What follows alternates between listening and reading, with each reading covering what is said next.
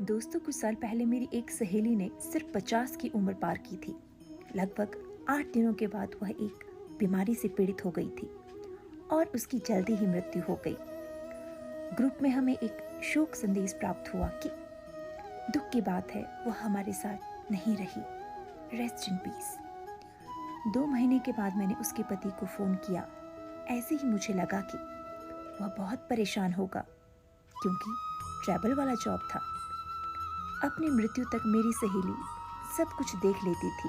घर, अपने बच्चों की शिक्षा, वृद्ध ससुराल वालों की देखभाल करना, उनकी बीमारी, रिश्तेदारों का प्रबंधन करना, सब कुछ सब कुछ सब कुछ। वह कहती रहती थी, मेरे घर को मेरे समय की ज़रूरत है। मेरे पति चाय कॉफ़ी भी नहीं बना पाते। मेरे परिवार को मुझसे हर चीज़ के लिए ज़रूरत है, लेकिन कोई भी मेरे द्वारा किए गए प्रयासों की कभी परवाह नहीं करता और न ही उन्होंने मेरी कभी सराहना की। सब मेरी मेहनत को नॉर्मल मान के चलते हैं। मैंने उसके पति को ये जानने के लिए फ़ोन किया कि क्या परिवार को किसी सहारे की ज़रूरत है। मुझे लगा कि उसका पति बहुत परेशान होगा। अचानक से सारी जिम्मेदारियों को निभाना है। उम्र बढ़ने के साथ साथ माता पिता, बच्चे, अपनी नौकरी, इस पर अकेलापन, उम्र। कैसे होंगे बेचारे। फोन कुछ समय के लिए बजा, नहीं उठाया। 1 घंटे के बाद उन्होंने वापस कॉल किया। उसने माफ़ी मांगी कि वह मेरे कॉल का जवाब नहीं दे पाए क्योंकि वह अपने क्लब में 1 घंटे के लिए टेनिस खेलने के लिए गए थे और वहाँ पर कुछ दोस्तों के साथ मिले।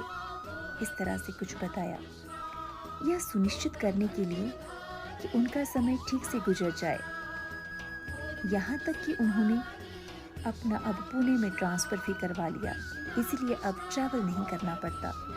घर पर सब ठीक है, मैंने पूछा। उन्होंने जवाब दिया, एक रसोइया रख लिया है।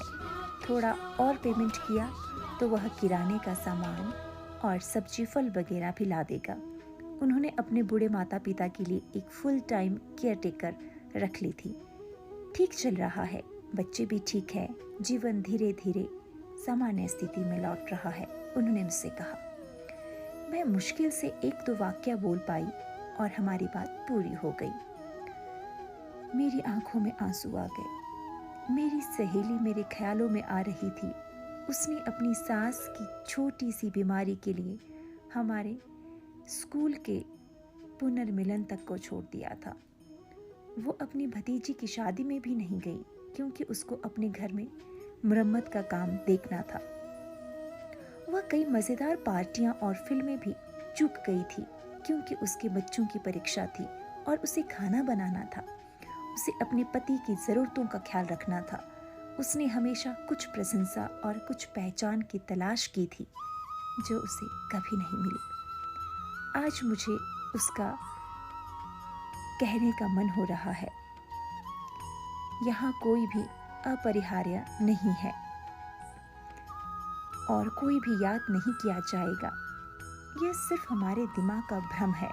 शायद यह सांत्वना है, या यूं कहे कि हमारे समझने का तरीका।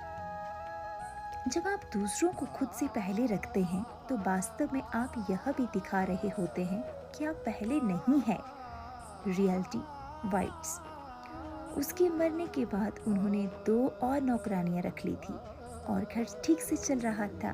इसीलिए मन का यह वहम मिटा दो कि मैं अपरिहार्य हूँ और मेरे बिना घर नहीं चलेगा। मेरा सभी महिलाओं के लिए यह संदेश है।